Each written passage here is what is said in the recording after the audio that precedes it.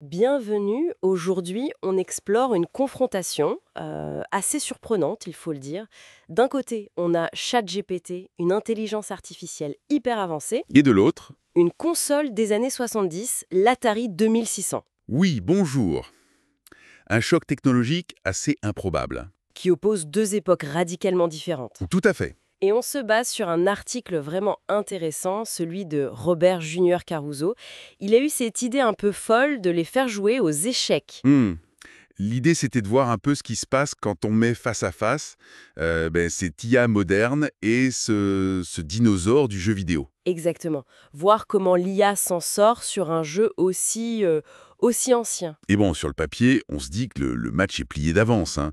La puissance de calcul d'aujourd'hui face à une antiquité. C'est clair. Mais comme on va le voir, l'histoire est un peu plus complexe. Et elle nous apprend pas mal de choses sur ce que sont vraiment ces IA.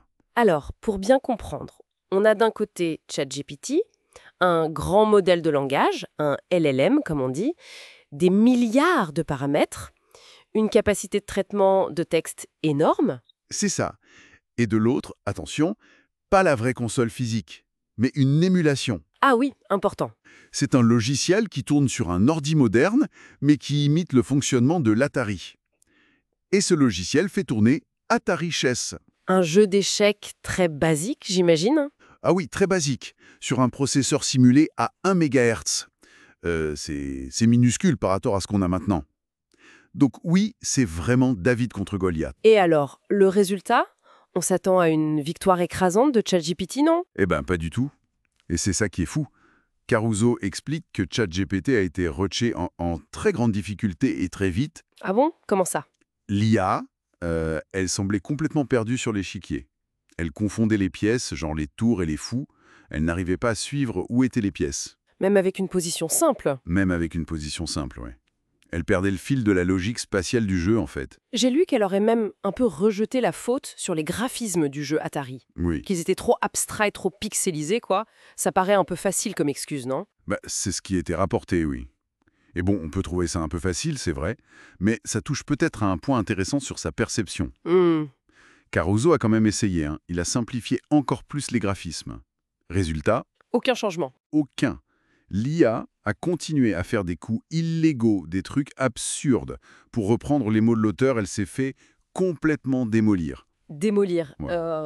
Même contre le niveau le plus facile du jeu Atari. Alors là, je suis surprise. C'est quand même dingue. Comment une IA entraînée sur des montagnes de données capables d'écrire des trucs super complexes, Hmm. comment elle peut échouer aussi lamentablement à un jeu de logique comme les échecs, même basiques, contre une machine aussi limitée? C'est juste un bug ou... Alors c'est moins un bug qu'une démonstration des limites propres à ces modèles, les LLM, comme ChatGPT. C'est important de comprendre comment ils fonctionnent. Expliquez-nous un peu. En gros, leur force, c'est de prédire le prochain mot dans une phrase.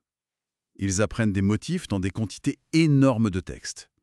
Ils sont géniaux pour manipuler la langue, pour converser, pour écrire, D'accord. mais ils n'ont pas de compréhension logique au sens où nous on l'entend. Ils n'ont pas une capacité naturelle à raisonner, dans un système avec des règles strictes, comme les échecs. Surtout dans cet environnement très contraint. Donc, la logique du langage, des mots qui se suivent, ça ne s'applique pas bien à la logique de l'espace, des pièces sur un plateau. C'était exactement ça. Pour suivre où est chaque pièce, quels coups sont permis, pour avoir cette cohérence spatiale et respecter les règles à chaque instant, ça demande un autre type de raisonnement, Plus structuré. en tout cas. D'accord, je vois mieux.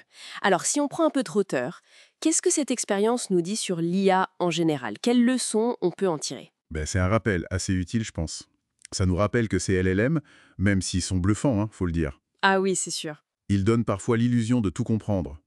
Mais ce ne sont pas des intelligences générales comme nous. Ce sont des outils hyper puissants pour certaines choses, surtout le langage. Mais pas pour tout. Exactement. Ils ont des faiblesses pour d'autres tâches. Typiquement, celles qui demandent une logique formelle très stricte ou une planification stratégique dans un cadre bien défini comme celui-ci. Donc il faut rester prudent, ne pas leur faire une confiance aveugle. Précisément. Il faut évaluer leurs vraies capacités pour chaque tâche spécifique, au-delà de l'effet « waouh » initial. En résumé donc, ce duel improbable entre ChatGPT et l'Atari 2600, eh bien, il se termine par une victoire écrasante de la vieille console. Victoire par KO, ouais. Une anecdote amusante, c'est sûr, mais qui montre bien les limites actuelles de ces IA conversationnelles quand on les sort de leur zone de confort linguistique pour les mettre face à de la logique pure, même simple. Tout à fait.